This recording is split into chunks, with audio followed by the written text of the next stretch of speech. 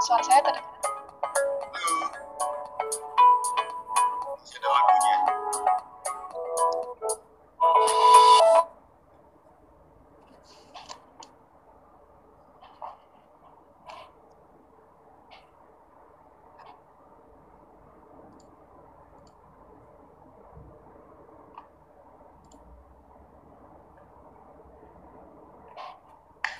Oke, silakan Mbak Ita. Ya, halo.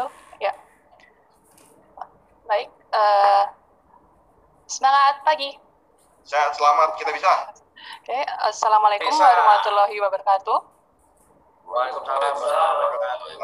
Ya, selamat siang, salam sejahtera bagi kita semua. Apa kabar Bapak Ibu? Semoga semua dalam keadaan sehat. Terima kasih sudah bergabung secara daring pada acara webinar HLC seri 7 dengan topik yang sangat menarik, yakni Assertive Communication. Kita akan membahas materi ini dari pembicara yang sudah tidak asing bagi kita, yakni General Manager HJMGA Bapak Johannes Kevin. Kalau begitu, langsung saja kita persilahkan kepada Bapak Kevin untuk menyampaikan materinya. Silakan Bapak. Oke, terima kasih Mbak Ita. Terima kasih teman-teman semua ya. Damai, ada berapa orang Mas Andri?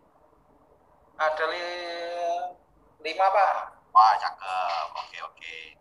KMO, coba diperlihatkan. KMO. Mana kameranya, lihat.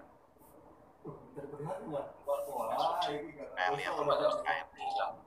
Ada di sana. Ada nggak? Oh, SCA juga join. Wah, KMO tadi ada Pak Bagus, Pak. ada Pak Bagus. Iya. AMO, SCA, join, KDA, terus MGA. Oke, terima kasih sudah meluangkan waktunya, kita mau belajar. Ya, ini sebetulnya siapa yang 2 minggu lalu ikut materi effective communication, karena ini nyambung sebetulnya. Ini seri berikutnya gitu ya. Kalau saya yakin sih ada yang ikut sepertinya ya. Ada yang ikutlah mudah-mudahan ya.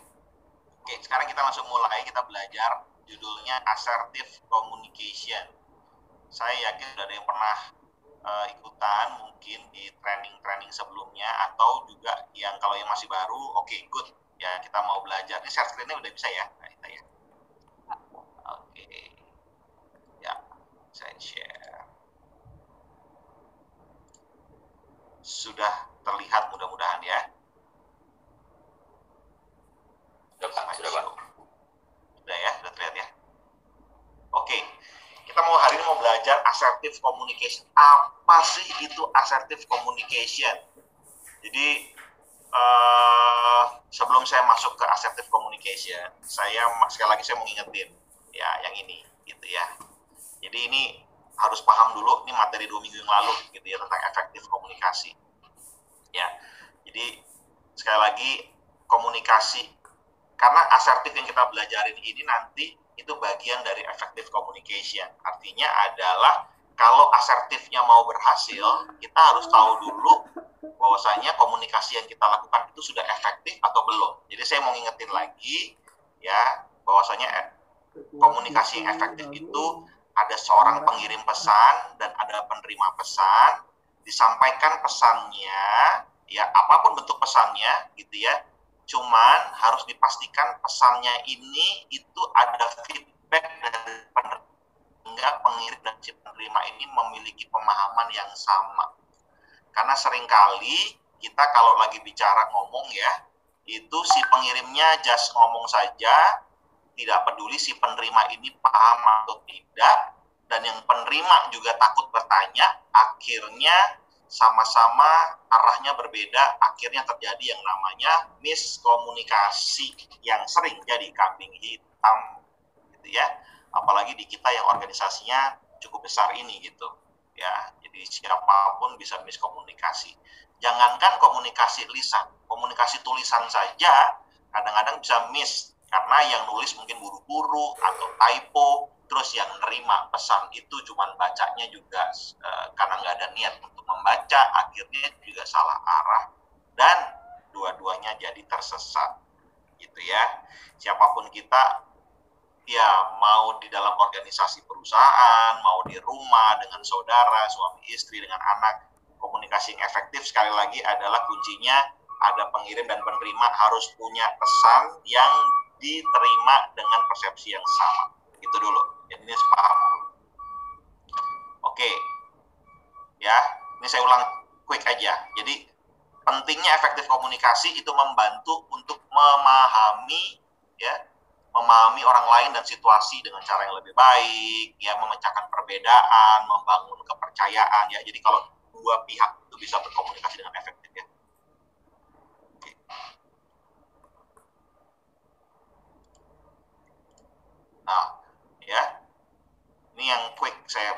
Jadi komunikasi yang efektif itu juga membantu kita dalam mengambil keputusan. Jadi kalau misalnya atasan nanya sama anak buahnya menyampaikan pesan yang betul-betul komprehensif, si atasan bisa menganalisa dan akhirnya mengambil keputusan. Siapapun kita, ya, siapapun kita itu penting efektif komunikasi. Ini sebelum kita masuk asertif, ya, ini penting sekali kita harus tahu.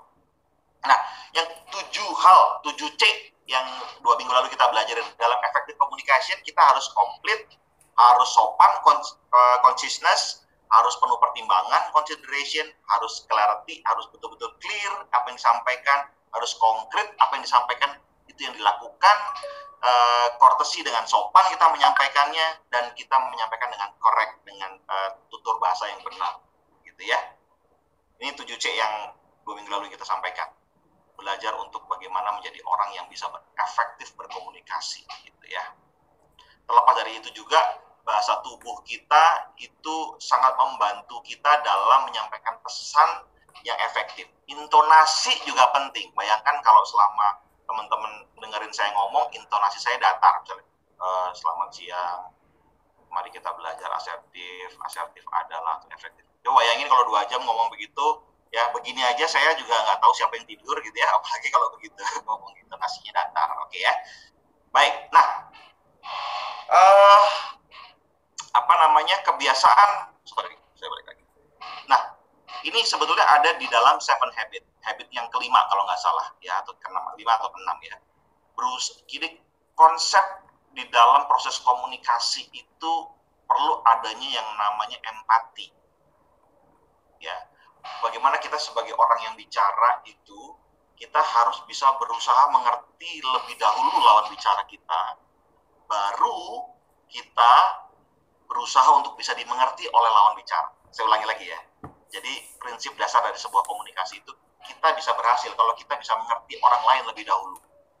Ya, seringkali kita nggak peduli orang lain. Orang lain ini, misal lawan bicara kita ini dia lagi capek atau dia lagi marah, kita nggak peduli, kita hantam saja, nggak peduli. Nanti kira-kira dia mau ngerti apa nggak peduli. Nah, itu nggak efektif komunikasi. Jadi dasarnya, fundamental komunikasi yang efektif dan nanti jadi asertif, itu harus ada perasaan dalam diri kita dan pikiran kita adalah berusaha mengerti lebih dahulu orang lain, baru kita berusaha dimengerti. Ya, jadi si novelis, si Harper Lee, dia bilang, Anda tidak akan pernah memahami seseorang sampai Anda mempertimbangkan segala sesuatu dari sudut pandang mereka. Ya, nah ini penting. Jadi kita sebelum belajar asertif, kita memahami ini dulu ya. Ini prinsip dasar komunikasi dimanapun kita berada. Tidak hanya di perusahaan ya, tidak hanya di kantor, tapi betul-betul dengan siapapun kita bicara. Gitu. Memang namanya manusia nggak akan pernah sempurna. Kadang-kadang kita lagi marah, kadang-kadang deadline-nya sudah di depan mata, gitu ya. Misalnya teman-teman finance, teman-teman operation, ya, udah tinggal deadline, produksi nggak tercapai, tinggal 3 hari lagi, udah emosi, udah sana-sini, belum lagi hujan, gitu ya. Misalnya yang rekrutmen, misalnya tim rekrutmen udah dikejar-kejar. Banyak hal ya. Nah, ketika kita dalam under pressure itu, sometimes ketika kita didesak, kita menjadi orang yang kehilangan empati sama orang lain. Nah, nggak apa-apa, it's okay, itulah manusia. Tapi dengan hari ini kita belajar, kita tahu ilmunya, ketika kita jatuh dalam posisi yang tidak punya empati, karena belajar ini kita tahu kapan kita harus bangkit lagi. Gitu. Karena kalau orang nggak belajar, ketika dia jatuh, dia nggak tahu bagaimana harus bangkit, dan dia anggap itu yang paling benar buat dia. Gitu ya. Ini saya bukan Mario Teguh, tapi saya Mario Tegar. Ya, baik. Saya lanjut. Nah, kita ngomong gaya komunikasi. Gaya komunikasi itu yang kita mau belajar, ya, itu adalah yang namanya asertif, yang ada di tengah. Karena ada tipikal orang yang gaya komunikasinya pasif, ada juga yang agresif. Saya kasih lihat video dulu ya. Oke, Pak, saya stop share dulu. Share screen, advance.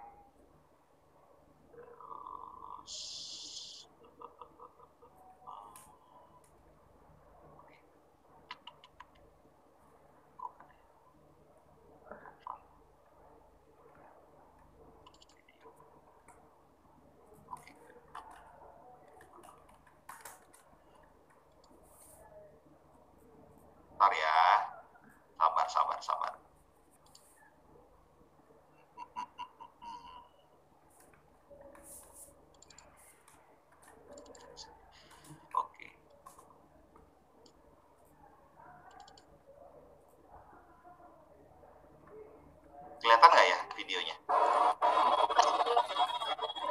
Kelihatan, Pak. Kelihatan, Pak.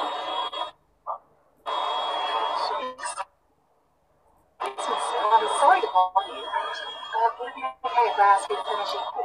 You see, the captain's waiting to take off, and the phone might interfere with our navigation equipment.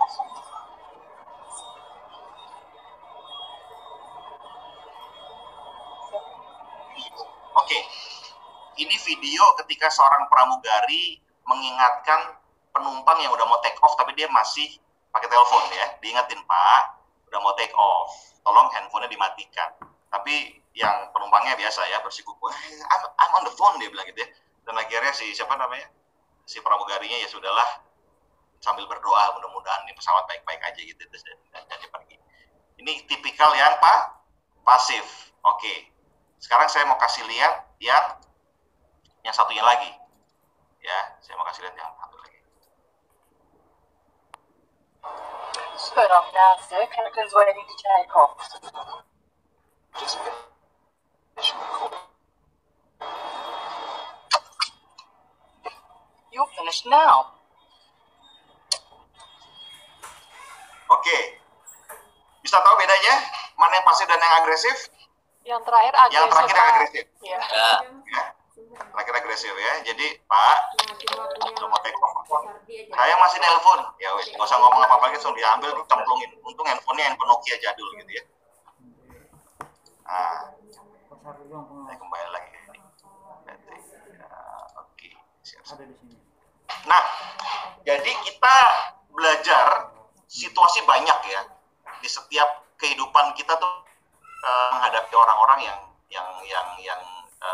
hatinya ya kalau bicara yang pasif ya, dia tidak enggan untuk mau menyampaikan sesuatu gitu ya. Dia ya udahlah, saya pasrah aja deh. Orang-orang pasif tuh cenderung pasrah dalam komunikasi ya, tapi yang agresif nggak seperti itu ya. Itu nah, kita mau belajar di mana perbedaan dari ketiga ini gitu ya.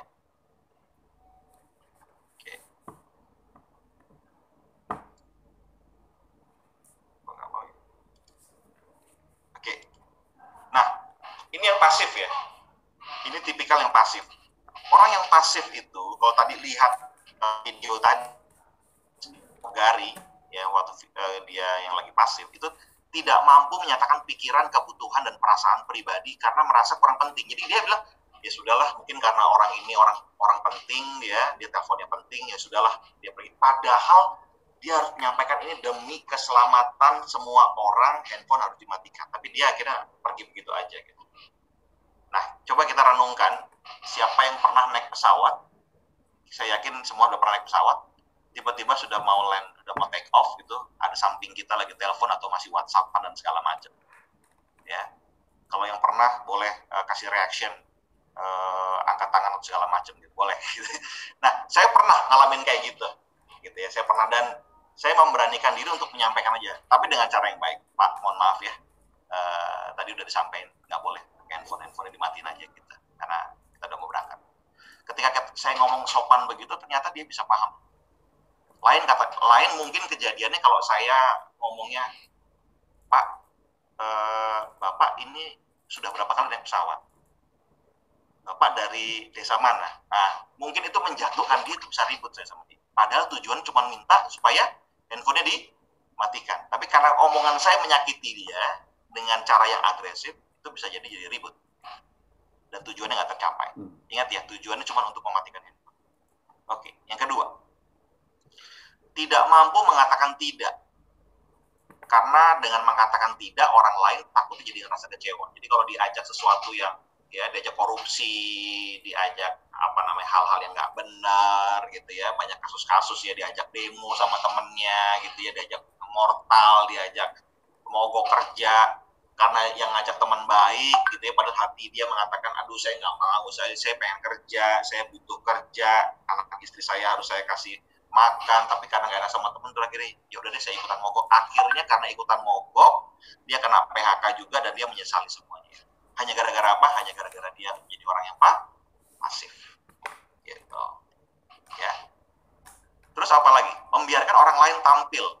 Ya, dia memungkiri diri sendiri. Padahal dia pengen tampil, padahal dia pengen ngomong, padahal dia pengen presentasi. hasratnya dirinya tuh dia pengen tampil, tapi sekali lagi karena dia pasif, ya sudah deh, biar orang lain aja yang ngomong. Nah, ini ciri-ciri orang pasif. Ya. Dan lalu apa lagi? Yang keempat nih, orang-orang insecure. Kalau kita ngomong bahasa kerennya itu, bahasa kekiniannya orang-orang insecure. Merasa takut orang lain berpikir buruk atau negatif tentang dirinya. Ya. Jadi kita salah tingkah nih. Ya. Mau ngapa-ngapain kayaknya kok gue begini, kayaknya nggak enak ya, kayaknya tadi Pak Kevin kayaknya curiga deh sama saya. Jadi orang-orang yang insecure, orang-orang yang merasa dirinya nggak aman, nggak nyaman.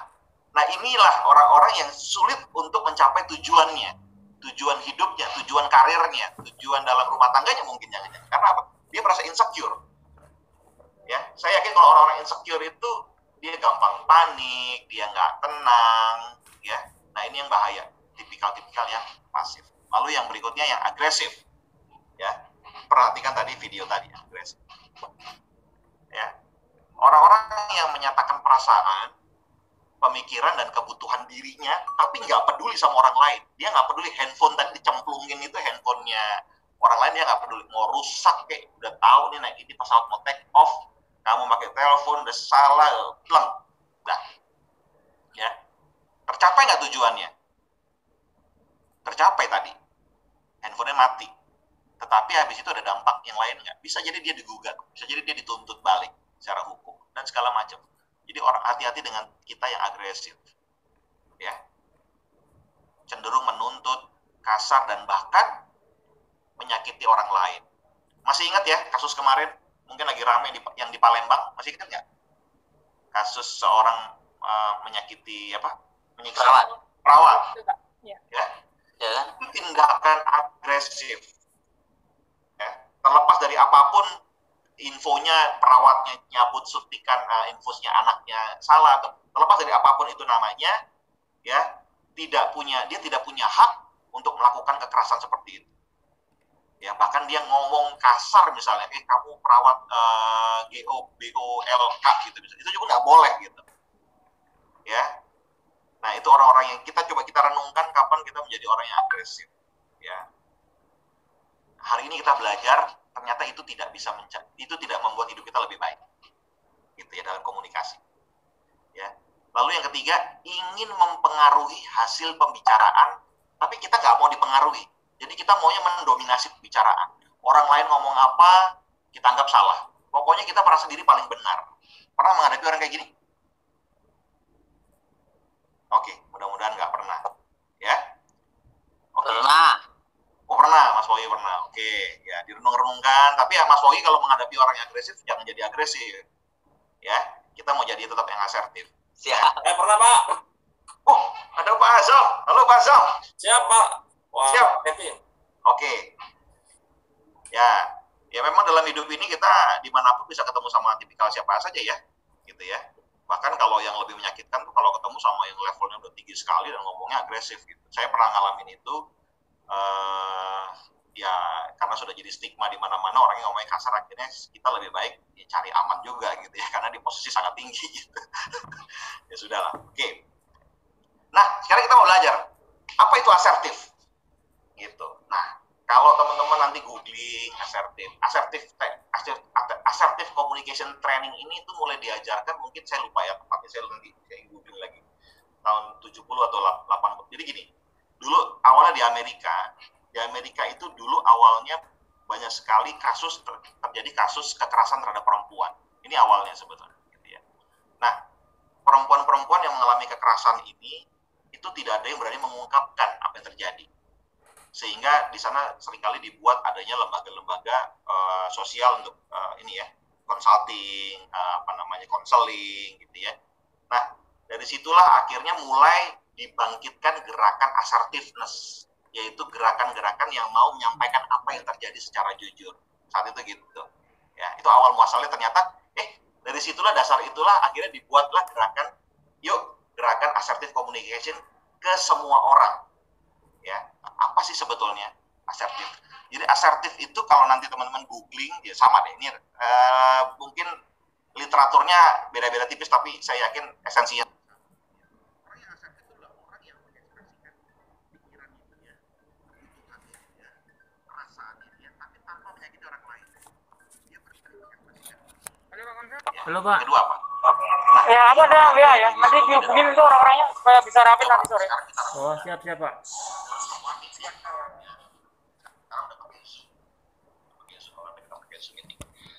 Saat meeting itu kita melihat ada data yang sepertinya nggak abstrak di hati kita. Dan kita mengetahui sebuah kebenaran. Misalnya gitu contohnya ya.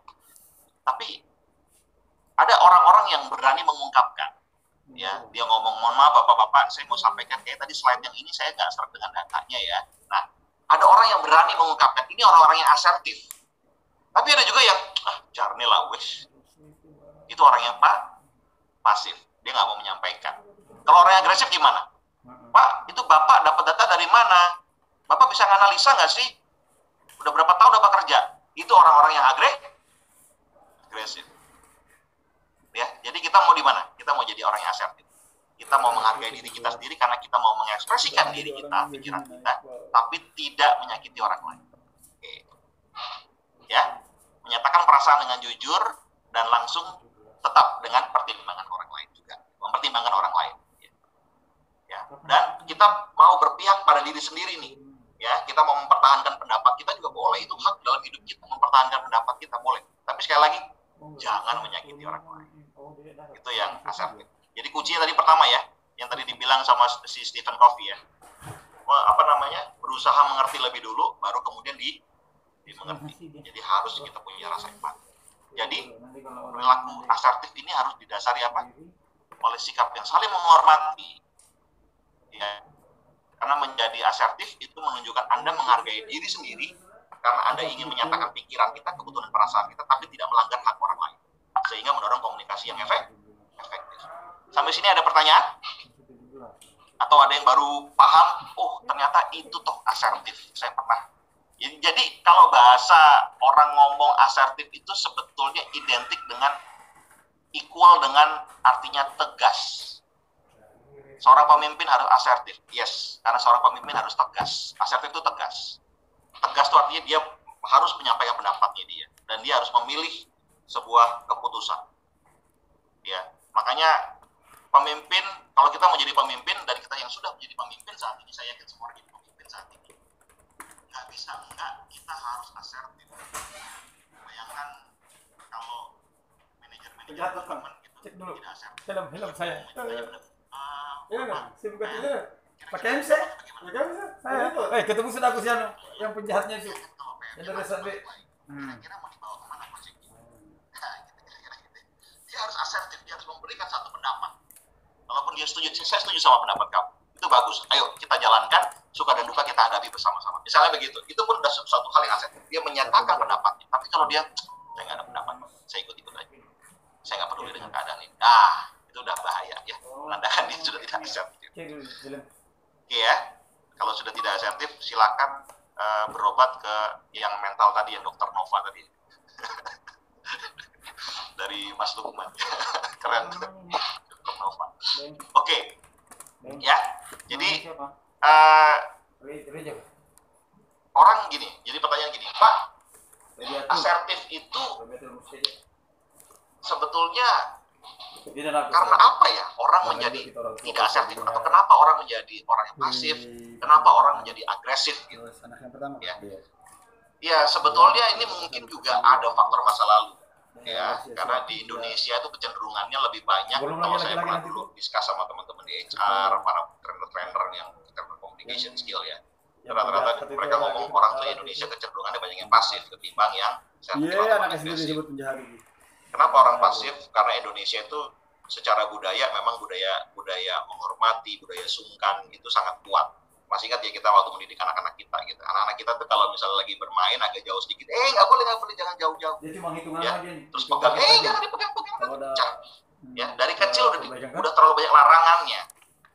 Gitu ya. Sehingga apa? Secara psikis kita tuh sebetulnya punya keterbatasan untuk mau do something big, tapi sudah ditahan. Dari kecil kita sudah dibiasakan seperti sama orang tua kita. Sehingga kita menjadi orang yang kadang-kadang kalah dengan dunia barat karena kita tidak berani mengeluarkan pendapat.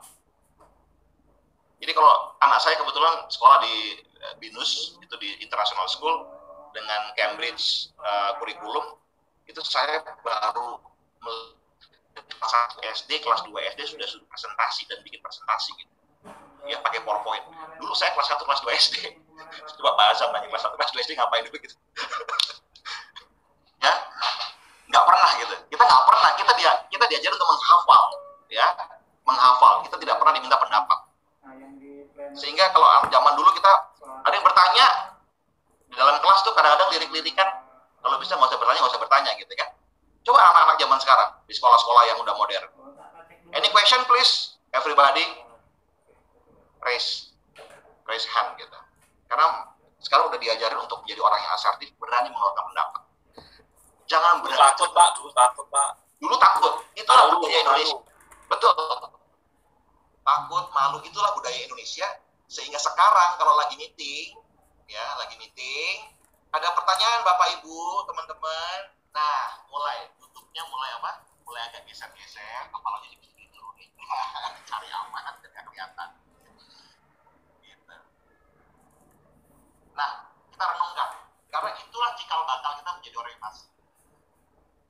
Ya, oke ya. Sampai situ mudah-mudahan teman-teman memahami. Karena kalau kita mau menjadi orang dalam diri kita menjadi orang yang sukses dalam karir, sukses dalam sosial, sukses dalam pertemanan kita, apapun dalam misalnya sosial, teman-teman dimanapun, jadilah orang yang asal. Kita nggak akan pernah bisa berhasil kalau kita menjadi orang yang pasif. Dan apalagi agresif. Karena kita akan dijauhi semua. Ya. Oke. Nah, kalau kemarin di effective communication saya kasih 7C, di assertive saya kasih 3C. Pokoknya C terus deh ya. C yang pertama itu confidence, rasa percaya diri. Ya, nanti saya ini pakai bahasa Inggris nggak apa-apa lah ya, sekali-sekali lah. You believe in your ability to handle situasinya gitu. Jadi kita merasa percaya diri untuk punya kemampuan untuk menghandle situasinya. Jadi ketika kita lagi di dalam situasi dalam meeting, kita percaya diri, kita mau ngomong, kita timingnya kapan kita mau ngomong, Pak, minta izin ya. Misalnya, Pak Karis saya minta izin, Pak Hadi saya minta izin untuk bicara, Pak. Oh iya silakan. Saya yakin setiap kita mau bicara tidak ada yang melarang kita untuk bicara gitu. Ya, yang penting kita rasa confident, kita berani coba breakthrough yourself gitu untuk bicara. Oke? Yang kedua, clear, jelas, sama seperti yang clarity. The message you have is clear and easy to understand. Jadi pesan yang mau kita sampaikan itu haruslah mudah yang untuk dimengerti orang lain. Jangan yang jelimet itu nanti membuat orang lain akhirnya jadi nggak paham, akhirnya jadi tidak tertarik. Nah, mungkin itu membuat Anda jadi nggak percaya diri akhirnya. Kok jadi Anda mulai insecure nih, kok orang lain nggak tertarik ya sama apa yang saya sampaikan. Nah, coba belajar untuk menyampaikan hal yang simple. Oke, jangan yang terlalu over gitu. Ya. Orang tahu kapan harus bicara, yang kapan panjang. Kalau bisa dikasih waktu bicara, tapi jangan terlalu kemana-mana gitu. Kadang-kadang ini orang ngomong apa sih gitu ya. Nah, itu membuat kita jadi nggak menang. Control yourself ya. You deliver information dengan cara yang kalem, in a calm and controlled manner. Perilaku yang terkontrol, mannernya terjaga gitu ya. Jadi jangan terlalu over ya. Jadi confidence ya, percaya diri, clear, dan full of control yourself, menguasai diri kalian, teman-teman semua Bapak Ibu. Oke. Nah, ini comparisonnya ya, yang kiri pasif, asertif, dan agresif. Kita lihat dari line by line ya. Orang yang pasif itu takut bicara, asertif itu terbuka, yang agresif sukanya nyela, suka ngebully orang lain. Ya, oke lah kalau sifatnya jokes oke. Tapi kalau sudah sampai menusuk hati, hati-hati ya. Yang pasif, nah coba direnungkan, bicaranya pelan. Siapa di sini kalau misalnya zaman dulu lagi P5M gitu, zaman kita masih offline gitu ya, terus ayo siapa yang mau bicara, kasih kesempatan sama atasan dia bicara, terus ngomong pelan gitu, sampai orang kamu ngomong apa toh, kok agak digedein dikit. Nah, coba itu cikal bakal orang yang pasif. Nah, hari ini kita belajar, ayo kita mau naikin sedikit volume bicara kita, ya. Gunakan intonasi, gunakan nada percakapan yang agak jelas, yang lebih jelas, ya. Kalau agresif, waduh, malah kita suruh ngerem gitu ya, karena ngomongnya terlalu keras. Ya, gitu ya. Orang tambang nih biasanya ngomong keras-keras gitu. Karena faktor apa? Karena sering di disposal dengerin bulldozer, ngomongnya kenceng-kenceng dia. Ya, terus apa? Yang ketiga, takut kontak mata. Jadi kalau ngomong tuh nggak pernah lihat lawan bicara, selalu menghindar karena dia orangnya sungkan. Ya. Tapi kalau asertif, dia gunakan kontak mata, dia melihat matanya dengan sopan. Kalau agresif, menatap tajam. Hati-hati, Pak Azam sih kalau ngomong menatap tajam, Pak Azam. Kalau ngomong pakai mulut, Pak, bukan pakai mata saya. Oh iya. Nggak berubah berarti ya, dulu pakai mata. Iya. Nah, orang Surabaya biasanya matamu itu nggak boleh agresif. Oke, ekspresi. Nah, orang pasif gimana? Ekspresi sedikit dan nggak ada, ya udahlah, nggak ada ekspresi sama sekali. Gitu. Ya pasti kita pernah dengar ya, kita pernah berhadapan sama orang-orang yang seperti itu. Ya, asertif, ekspresinya ada, dan agresif orangnya mengintimidasi. Ya, kita bisa baca ya. Ya lalu apa, bahasa tubuh, tubuhnya terbuka, rileks kalau ngomong, percaya diri. Ya, terus kalau orang agresif yang kaku, tangan menyilang, sedakap segala macam lah. Ya, terus kayak apa namanya, jaga jarak, gitu ya, itu orang-orang yang agresif. Ya, yang pasif apa? Mengisolasi diri. Terus kalau asertif dia mau berpartisipasi. Ya, kalau agresif dia mau ngontrol tuh kelompoknya. Waduh, gitu ya. Hati yang berikutnya, sepakat dengan orang lain. Pokoknya kalau yang ini, yang pasif ya, dia ikut aja deh, manut aja apa kata orang lain. Asertif, dia mencoba mempertimbangkan perasaan orang lain. Dan kalau yang agresif, I don't care with anybody as long as I am happy. Nah itu orang agresif. Kira-kira gitu. Ya. Oke, sampai sini ya. Pasif, sering menyakiti diri sendiri, ya, menilai diri kurang, tidak. Nah, orang yang pasif, yang ini tidak mencapai tujuan. Saya bilang bisa sih mencapai tujuan, tapi harus tertatih-tatih. Ya, orang bilang hidup ini penuh perjuangan, hidup ini penuh persaingan. Ya, apalagi kalau di organisasi. Di organisasi itu bentuknya pasti begini, kerucut, apa segitiga, sorry. Yang mau naik ke atas itu penuh persaingan. Kalau kita pasif, nggak pernah ngomong, nanti begitu talent committee meeting, ditanya, kenal nggak sama yang namanya Kevin? Nggak kenal apa, nggak pernah ngomong, ditanya pendapat, nggak pernah bicara, disuruh ngerjain ini malu-malu, disuruh presentasi nggak mau, kira-kira karirnya gimana? Gitu ya. Tapi kalau kenal Kevin, oh kenal. Dia menyampaikan dengan baik, selama ini kita berkomunikasi dia dengan baik sekali gitu. Ya, asertif. Kenal Kevin?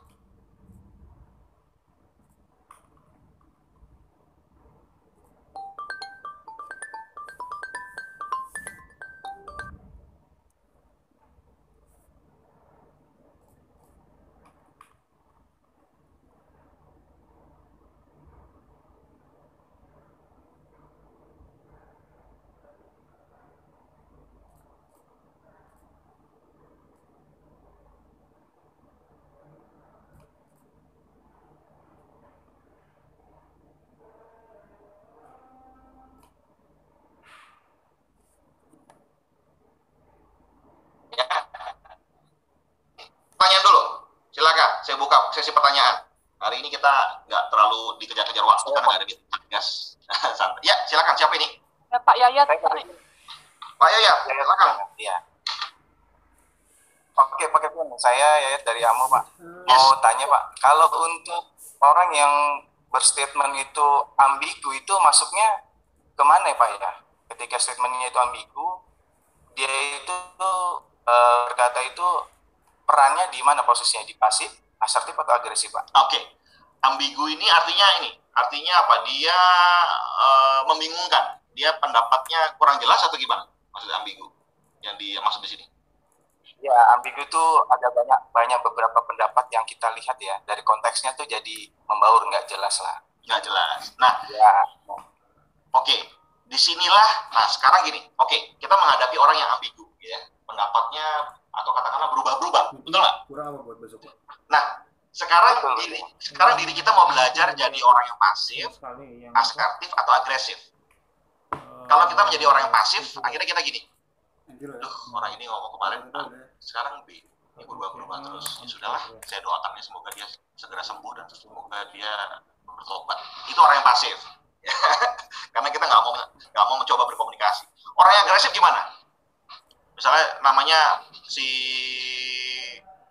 Kevin aja deh, biar rendah. Pak Kevin, Anda ini Kemarin ngomongnya A, sekarang B, besok C. Anda tuh sebagai pemimpin tuh tidak bisa menyelamatkan kita, Pak. Membuat kita lebih bingung, Pak. Bahwa Anda tuh resign aja deh, Pak. Nah, misalnya gitu. Itu Anda agresif, betul ya? Nah, sekarang kita harus belajar jadi asertif. Ya. Kalau orang yang asertif menghadapi situasi seperti itu, jangan tegur dia di depan umum. Cari waktu berdua terbuka. Ya, itu Anda berarti mempertimbangkan perasaan dia kan. Kalau Anda sikat dia di depan umum, berarti Anda menjadi agresif juga. Betul? Cari waktu berdua. Pak, Kevin, Pak, sorry loh Pak, itu pendapat Bapak yang kemarin itu maksudnya apa ya Pak? Kok saya nggak memahami ya? Itu Anda sudah jujur dalam diri Anda. Betul? Mas Ayat? Oke. Nah, disitulah letak kita belajar jadi orang yang asertif. Samperin dia, ajak bicara dia. Itu menghargai dia. Oke. Gitu ya. Kira-kira gitulah tekniknya. Satu lagi boleh Pak? Oh boleh, 5 juga boleh. Jadi satu lagi. Kita ini kan kadang berkomunikasi ini peran kita apakah selalu harus asertif, agresif, dan pasif. Di momen ya sebagai seorang supervisor atau MDV ataupun manajer SPT, apakah kita dalam berkomunikasi untuk menjadi seorang the influencer ya yang memiliki pengaruh terhadap subordinat, apakah kita selalu di asertif ataukah kita memang boleh di peran agresif dengan momen atau case yang dibutuhkan dalam situasi tersebut. Contoh, kasih contoh dong. Apa situasi apa yang pernah Mas Ayat rasakan harus agresif nih gue kayaknya? Ya kira-kira apa coba? Kasih contoh dong, boleh. Ini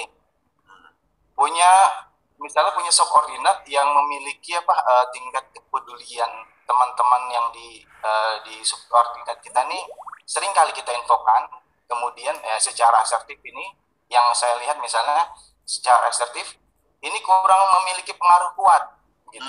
Artinya dari 10 orang mungkin yang bergerak 3-4 orang. Apakah diperbolehkan kita bersikap agresif, setengah lagi asertif, artinya memiliki pengaruhnya tuh biar nih punya greget lah kalau bahasa kita.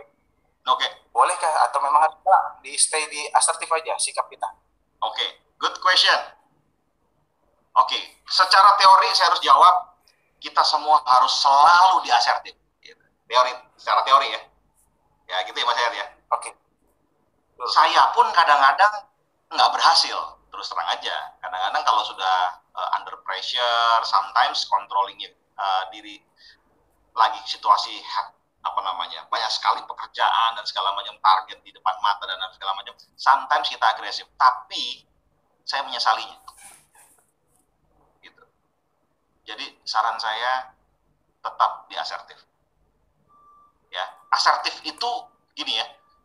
Asertif itu bukan berarti loyo ya. Jadi teman-teman harus tahu ya. Jadi asertif itu tidak harus loyo dan tidak lemah gemulai gitu ya asertif itu ya. Asertif itu tegas. Karena bahasa asertif itu equal dengan tegas.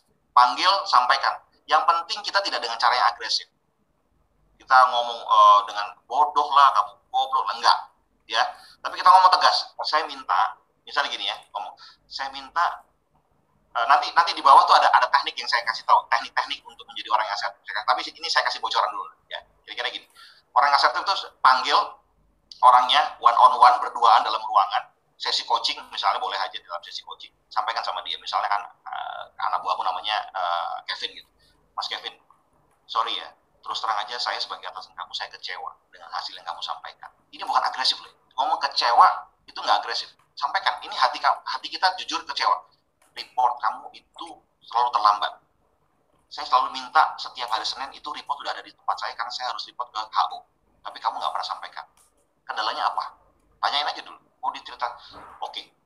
Apa yang bisa kamu lakukan untuk memperbaiki itu? Ya jadi ini gabungan dengan sesi coaching. Tapi panggil, sampaikan, saya kecewa dengan apa yang kamu lakukan. Karena ini saya sudah ulangi berkali-kali, saya sudah ingatkan berkali-kali, tapi kamu tidak pernah menggubris sampai saya sampaikan. Ini bukan agresif, ini asertif loh. Maksudnya ya. Jadi asertif itu tegas. Oke, oh gitu ya. Ya, kalau agresif itu udah gini ya. Kalau agresif nih, contohnya sama yang tadi, Vin, Mas Kevin. Kamu tuh punya otak apa enggak sih? Nah, itu. Kamu mesti niat kerja apa enggak? Kalau enggak, kamu keluar aja deh dari sini. Itu udah agresif. Sampai sini paham ya bedanya ya tadi ya? Paham ya? Berarti ini ya Pak ya, mengekspresikan pikiran sama kebutuhan, berkomunikasi dengan jujur dan tegas ya, dengan mempertimbangkan perasaan dan menghormati orang lain. Ya. Yes, Mas Tommy itu sering banget Terima kasih Pak saya. Evin. Makasih, Mas Tommy itu saksi hidupnya. Saya sering kali japri dia, saya ajak ngomong, Tom, kok saya nggak puas ya, saya kecewa ya. Itu tau, Tommy itu saksi. Ya. Apa? Saya ngomong apa adanya aja, saya nggak bisa terima report kayak gini. Ya, jadi saya ngomong gitu ya. Oke, terima kasih Mas Yayat ya. Mudah-mudahan ini bisa menginspirasikan teman-teman yang lainnya. Terima kasih Pak Evin. Thank you. Mungkin banyak juga teman-teman merasakan kasus yang sama. Oke, kita lanjut lagi ya. Ada lagi? Mungkin satu lagi. Kalau nggak ada, saya lanjut. Nah, ini sebetulnya lagi praktek asertif nih. Kalau saya tanya, ada lagi? Wah, ayo, yang punya unek-unek sebetulnya tunjukkan teman-teman asertif. Saya Pak Kevin mau nanya. Itu berarti udah asertif. Oke, lanjut ya. Oke, manfaatnya apa sih? Udahlah, manfaatnya banyak banget deh asertif. Saya kasih tahu. Dimanapun kita berada, ya, banyak manfaat. Bayangkan ya, kalau kita tuh orangnya pasif ya, mau tanya sama polisi takut. Misalnya tersesat gitu. Ada Pak Polisi, waduh, mau ketemu polisi kita deg-degan gitu, waduh. Akhirnya kita nggak bisa menemukan apa yang kita cari, misalnya gitu. Meskipun di Google Map misalnya kita bisa, tapi handphonenya lagi mati, baterainya habis, kita mau nanya gitu. Ya udah, tanya aja. Jadi kita tunjukkan rasa kepercayaan diri. Ya, manfaatnya. Kita mendapatkan penghargaan dari orang lain dan diri sendiri. Akhirnya saya bisa bertanya loh, saya bisa ngomong loh, ya. Yang selama ini kalau di depan BOD, di depan lagi weekly sharing misalnya, saya nggak pernah ngomong, tapi kali ini saya bisa bicara. Waduh, hargai diri kita, kasih apresiasi buat diri kita gitu. Ya, berarti kita sudah mulai asertif. Apalagi meningkatkan situasi penyelesaian masalah kolaborasi, win-win yang tadi yang contoh kayak Mas Yayat, ya, dengan Pak Yayat tadi, win-win, panggil orangnya, utarakan perasaan kita.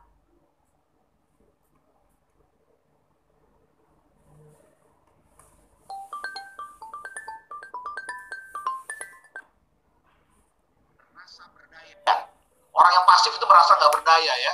Orang yang hidupnya pasif, ya, itu cenderungnya apa? Begitu jam apa namanya? Misalnya kalau ditambang jam 6 udah mulai ya. Jam 5 pagi dia bangun pagi itu, aduh, hari ini mulai kerja lagi.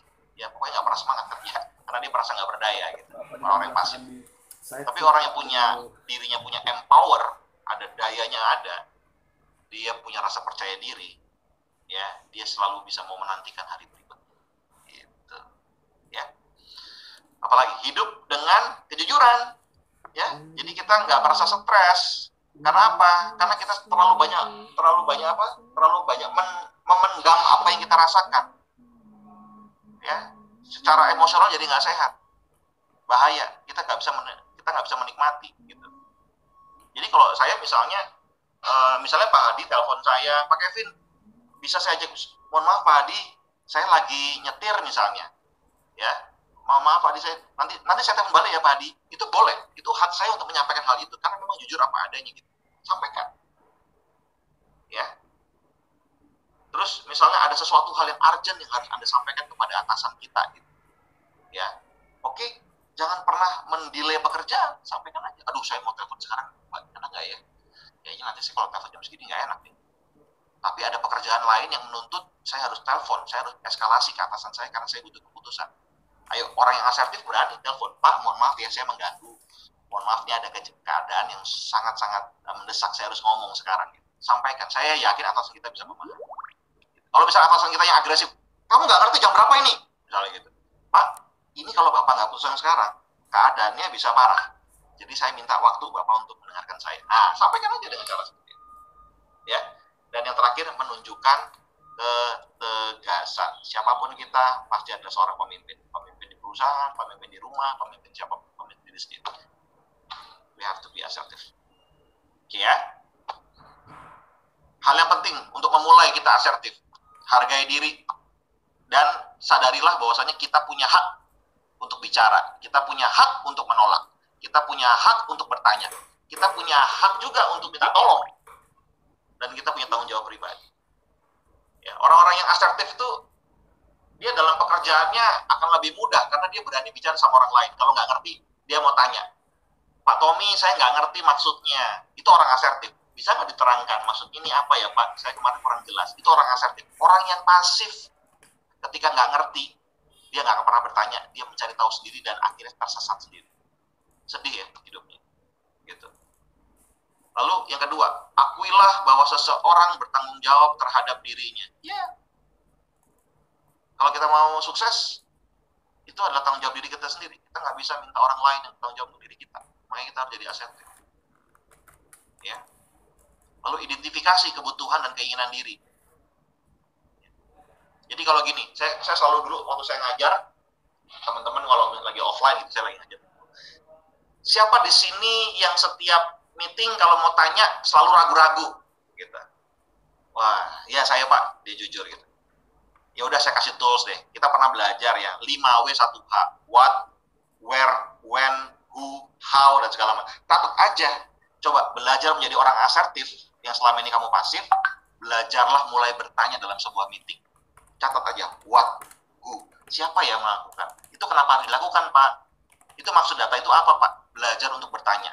Memecahkan rasa kebuntuan kita selama ini nggak berani bertanya. Coba deh, rasain. Teman-teman yang ikut training ini, ya, coba besok, ketika di daily meeting, di weekly meeting yang selama ini selalu diam, berani bertanya. Ya, berani bertanya. Itu adalah cara kita untuk membongkar rasa kurang percaya diri kita. Ya, ekspresikan pikiran dan perasaan negatif dengan cara yang sehat. Ya, kalau kita tidak suka, sampaikan dengan yang sehat dan selaras. Lalu terima kritik dan pujian secara positif. Lalu ingat, hidup kita penuh dengan, apalagi di sosial media. Wah, siapa di sini yang sangat aktif di sosial media? Saya lihat banyak ya.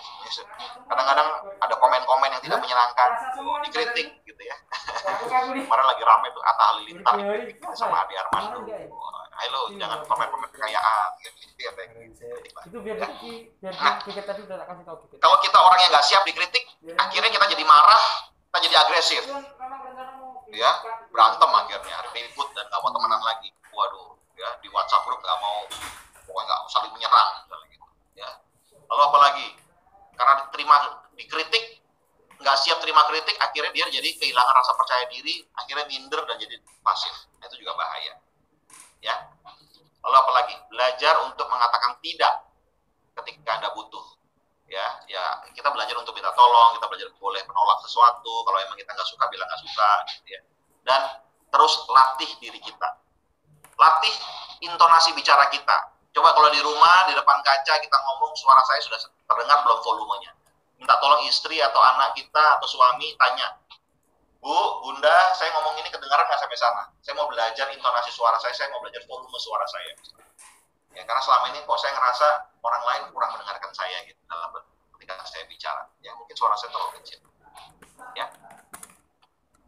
Oke, sebelum saya ngomong teknik komunikasi asertif, ada yang mau bertanya dulu mungkin teman-teman. Mungkin ada yang mau sharing pengalaman, pernah merasakan menghadapi yang agresif, atau pernah merasakan mungkin dulunya saya nggak berani, sekarang saya jauh lebih asertif. Ada yang mau sharing pengalaman mungkin?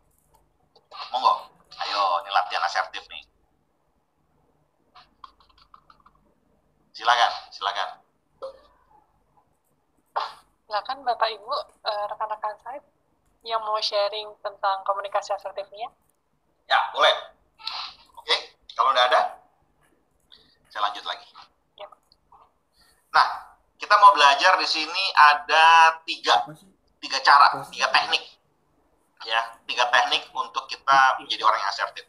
Ya, mudah-mudahan ini teknik yang bisa diingat. Ya, beberapa teman-teman yang udah ikut training ini cukup mengingat teknik-teknik ini dan sering dipakai gitu ya. Nanti kita lihat. Yang pertama, itu teknik I statement. Ya. Nah, beranilah menjadi orang yang ngomong tadi ya, karena orang asertif itu adalah orang yang jujur terhadap dirinya sendiri. Jujur terhadap apa yang dia rasakan dan dia mau mengungkapkan apa yang dia inginkan. Jadi gunakanlah depannya pakai saya. Saya merasa, saya ingin, saya berharap, saya berpikir, saya minta tolong, segala macam. Pakai saya, sudut pandang saya. Sampaikan, berani dengan saya. Kadang-kadang kalau misalnya orang yang tidak berani dengan saya itu nggak percaya diri. Ya. Ya Pak, kata orang sih, mungkin sebaiknya begini ya Pak ya. Nah, itu padahal perasaan dia, tapi dia pakai kata ganti orang lain. Dia nggak berani ngomong bahwa itu pendapat dia gitu. Padahal itu pendapat dia, tapi dia, iya Pak, kemarin sih orang lain ngomong gitu Pak. Nah, ini orang-orang yang tidak percaya diri, orang-orang yang Pak pasif. Sampaikan aja, Pak, saya tidak setuju dengan pendapat Bapak. Kenapa? Karena berdasarkan pengalaman saya, bla bla bla bla bla. Pak, menurut saya, hasil analisa saya, report 3 bulanan kita, itu kita selalu, cost kita selalu jebol gitu. Kenapa jebol? Saya merasa kita harus perlu begini. Itu orang-orang yang asertif. Ya. Jadi gunakan apa? Teknik saya statement kita. I statement. Ya, jadi kita berani ngomong dengan kata saya. Siapa yang udah mau punya perasaan mulai hari ini saya mau ngomong berani dengan kata-kata saya? Come on. Saya yakin pasti semuanya sudah mulai. Ya, yang mulai ragu-ragu, kita hancurkan keraguan kita. Sudah mulai menghilangkan, Pak. Mulai menghilangkan? Kan saya identik dengan tim. Apa? Yang identik itu dengan organisasi kalau saya. Oke. Saya adalah logistik. Saya adalah pribadi yang. Nah itu salah satu poin identifikasinya Pak. Oke. Tapi poinnya ketika kita menyampaikan dengan kata-kata saya itu menunjukkan rasa percaya diri kita ya, Pak Azam. Betul ya. Jadi bukan kami lagi, kalau kami itu ya kan sebagai leader kayak ya mungkin Pak Kevin, mungkin saya di logistik. Kalau udah ngomong saya itu identik saya adalah logistik Pak. Saya adalah organisasi saya yang artinya di bawah semua kendali saya. Ya, betul. Ada di saya. Itulah saya. Di samping ada saya yang dalam sudut pandang pribadi. Betul. Kira-kira itu sih Pak. Betul. Jadi kadang-kadang kita juga boleh ngomong begitu, Pak. Ini pendapat saya pribadi ya, Pak ya. Ini di luar perusahaan saya pendapat. Itu boleh juga kita ngomong gitu. Tapi itu betul-betul menunjukkan saya. Atau Pak, ini hasil dari diskusi dengan teman-teman di departemen kami. Jadi waktu itu saya membuat sebuah gagasan. Itu boleh. Ya kalau saya lagi meeting sama BOD, wah itu udah. Jadi kalau menurut Pak Kevin gimana? Nah udah langsung saya. Ya menurut saya harus saya ngomong gitu. Ya udah nggak ada pilihan Pak kalau itu. Kalau ditanya begitu harus jawab. Gitu ya. Oke, terus saya ya contoh pakai teknik saya. Misalnya nih, kalimat yang di sini ya. Saya perlu meminta tim untuk bekerja ekstra di setengah putaran kedua ini karena setengah putaran pertama tadi tidak memenuhi target. Ini lebih baik kalimat ngomong begitu ya. Ayo, saya pengen di abis lunch ini kita kejar target. PT kita masih kalah. Daripada kita ngomong gini, aduh Mas, kamu ini kok nggak pernah capai target ya. Nah, itu menjadi orang yang agresif. Tapi ketika kita ngomong, saya pengen tim kita, ayo kita lebih semangat lagi, setengah putaran kedua kita harus dapat. Ya, nah itu pakai teknik saya. Betul-betul kita ingin sebagai pemimpin menyampaikan itu. Ya, apalagi yang kedua nih, saya berharap Anda atau kamu mencari cara yang lebih untuk cari cara untuk bisa kerja lebih cepat, reportnya bisa lebih bagus lagi. Saya pengen reportnya lebih bagus lagi. Saya pengen lebih tepat waktu lagi. Atau ketimbang kita ngomong gini, aduh mas, kamu tuh kok kerja lambat banget sih, kamu tuh kok malas banget sih. Nah itu menjadi orang yang agresif. Jadi teknik saya yang dipakai. Ya coba praktek ya, mulai besok. Nah teman-teman yang lagi ada di site gitu, yang lihat kanan kiri, yang mungkin satu ruangan ada 3 orang, 4 orang, lihat, saling lihat matanya. Ayo tunjuk sama temennya. Besok pakai saya. Ayo silakan Mas Andri dipraktekkan. Oke, halo Mas Andri, damai. Masih ada Mas Andri? Oh, udah nggak ada suaranya, sinyal hilang. Iya Pak Kevin. Nah, ditunjuk temannya besok kita pakai saya ya, gitu. Ya, oke, good, terima kasih.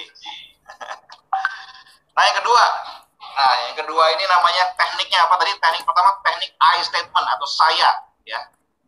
Yang kedua ini namanya teknik rekaman rusak atau broken record. Nah, ini yang sering saya pakai untuk teman-teman misalnya orang-orang eksternal nih. Ini saya pakai tim rekrutmen eksternal ini sering pakai broken record. Ya, teknik broken record itu apa? Teknik yang digunakan untuk menghadapi orang lain yang bersikap manipulatif atau resisten, atau yang pokoknya, gitu ya. Terus fokus pada pesan Anda, ya, atau fokus pada policy yang kita bawa, tidak teralihkan oleh manipulasi orang lain. Ya, minta rekan bicara Anda memahami dan menghormati keputusan kita. Jadi maksudnya gimana? Contoh nih, contoh misalnya yang sekarang sedang kita hadapi di SAP, mungkin teman-teman SAP kalau ada ikut ya, kayaknya sih nggak ada tadi. Ini kemarin kita lagi rame ya, orang-orang calon karyawan kita yang lokal di sana, gitu ya, dari ring-ring 1 itu memaksakan diri, begitu udah ikut tes, lalu medical check up gitu ya, begitu medical check up ada yang unfit. Nah, yang unfit ini kita tidak terima, kan gitu ya, secara prosedur. Tetapi yang unfit ini dia merasa dirinya pengen dipekerjakan. Wah, jadi dipakai ya, broken record ini dipakai untuk menghadapi orang lain yang bersikap manipulatif, kira-kira gitu ya. Atau yang teman-teman di KMO deh, Pak Ibe dan kawan-kawan tuh tahu lah, ya, menghadapi tekanan-tekanan di sana, ya, broken record ini penting gitu ya. Nah, lalu apa yang dihadapi teman-teman? Saya bilang, kebijakannya adalah yang unfit tidak bisa kita terima. Udah itu aja. Ya, itu kebijakannya. Lalu apa yang dipakai oleh teman-teman eksternal di sana menghadapi orang-orang? Ya sudah, duduk diam menghadapi, lalu orang marah-marah, saya nggak terima ini kampung saya, pokoknya saya udah lama di sini, saya mau kerja, gitu ya. Jawaban kita dengan broken record tuh asertif gini, mohon maaf ya Pak ya, jadi sesuai dengan kebijakan perusahaan, itu yang unfit ini tidak bisa kita terima, karena unfit ini nanti bisa menyebabkan resiko-resiko kesehatan ketika terjadi insiden atau Bapak sakit, lalu menyebabkan insiden, nanti operasional bisa terganggu, dan KTT di sini juga harus bertanggung jawab. Gitu. Wah, pokoknya nggak bisa. Itu dulu saya pernah dengar ada yang bisa kerja. Ya, mohon maaf Pak, itu dulu mungkin siapa Pak namanya dulu, saya nggak tahu ya. Yang sekarang kebijakannya begini. Terus saja diulang-ulang. Ini kayak rekaman rusak. Itu yang namanya asertif. Bertahan pada keputusan kita. Gitu. Ya, ada kalanya kita membutuhkan itu. Saya dulu pengalaman 2012, 2014, 2016 ketika di perusahaan sebelumnya di UMA, saya menjadi juru perundingan PKB antara perusahaan dengan serikat pekerja, gitu ya. Yang namanya serikat pekerja itu kalau kasih permintaan itu kan sakarepe misalnya, oh pokoknya saya nggak peduli, kita mau jam kerja kita seperti ini, saya mau pokoknya rumus insentif operator begini. Gitu. Ya saya sebagai perusahaan, perwakilan perusahaan BOD udah kasih, Pak Kevin pokoknya budgetnya segini, nggak bisa ditawar lagi. Ya saya harus mempertahankan itu. Lalu jawaban saya apa?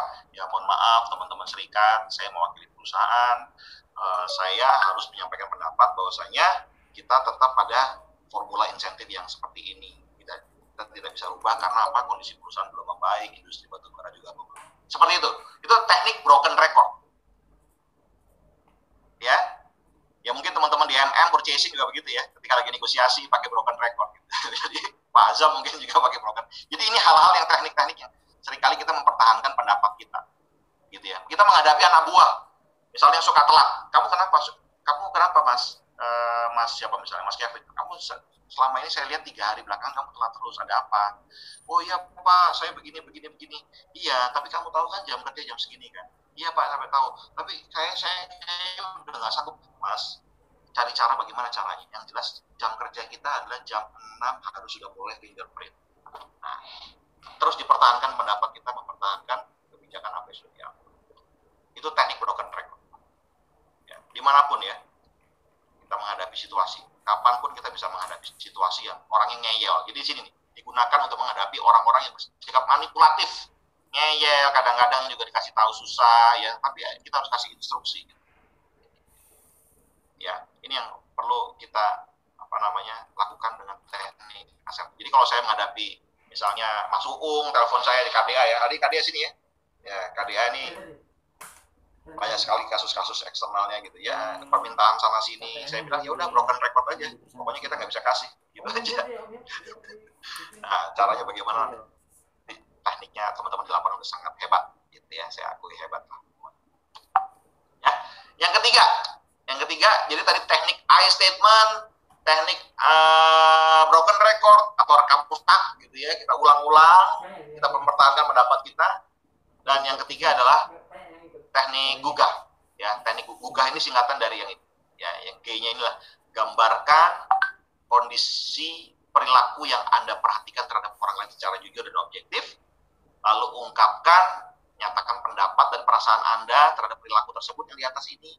Lalu ganti, ya, Anda coba ganti dengan menyatakan apa yang kita inginkan dan kira-kira hasilnya seperti apa. Ini saya kasih contoh yang berikut. Nih, contoh misalnya ya.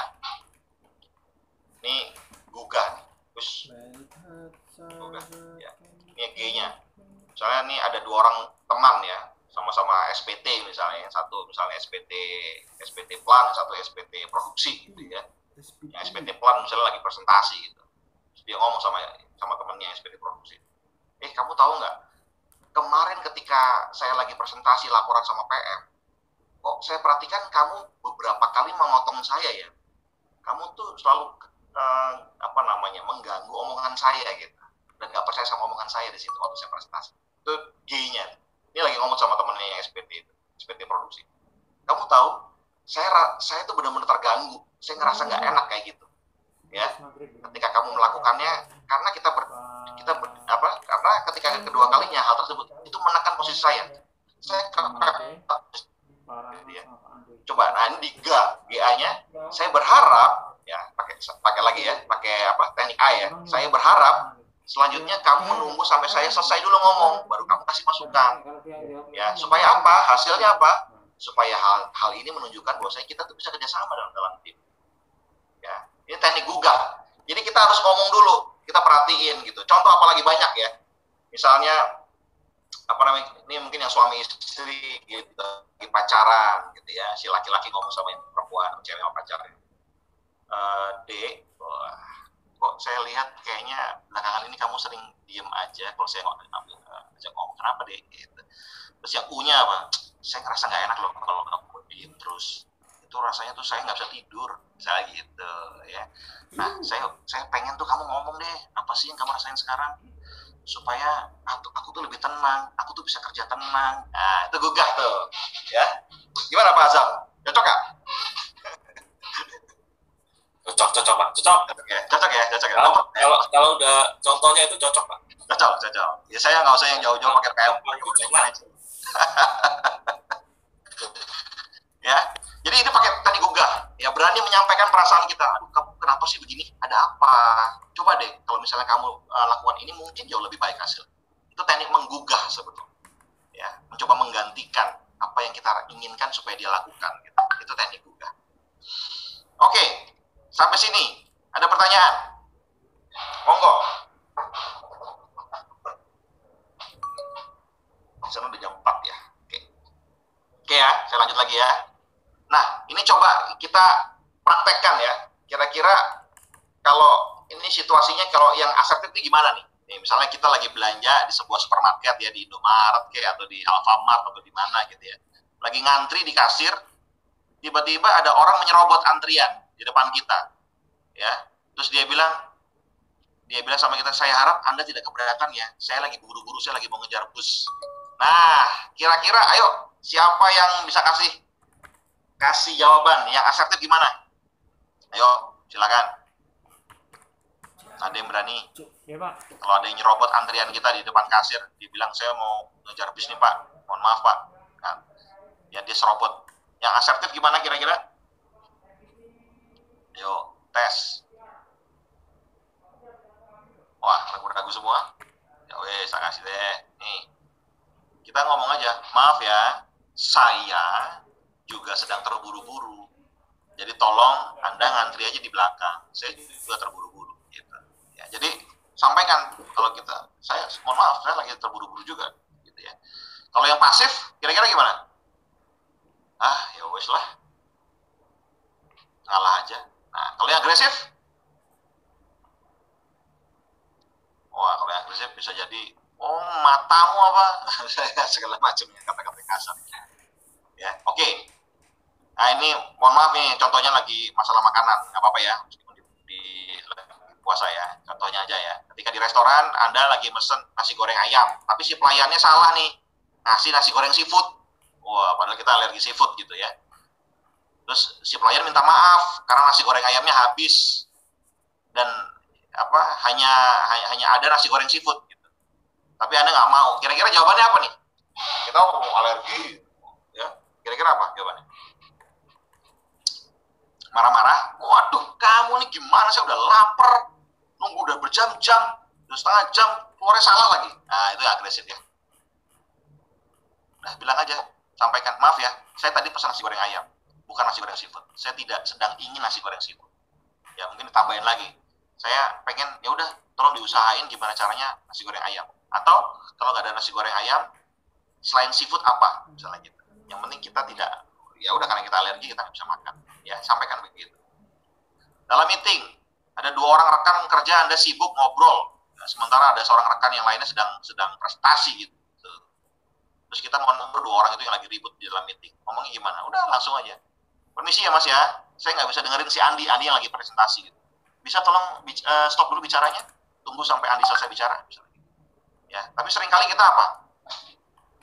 Kalau ada yang lagi meeting, ada yang ngomong sendiri, terus kita biarin aja, mungkin cuma kita liatin aja, ya, berharap mereka paham, kita kasih kode mata gitu, atau dengan agresif, Mas, kamu paham nggak ada yang lagi ngomong gitu? Kalau nggak bisa kamu keluar aja deh. Nah, itu udah sangat agresif ya.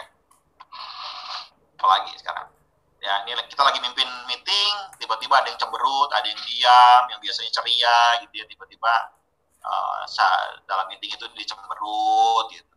Itu sampaikan aja. Misalnya namanya siapa? Mas, kayaknya ada yang ganggu pikiran Anda ya.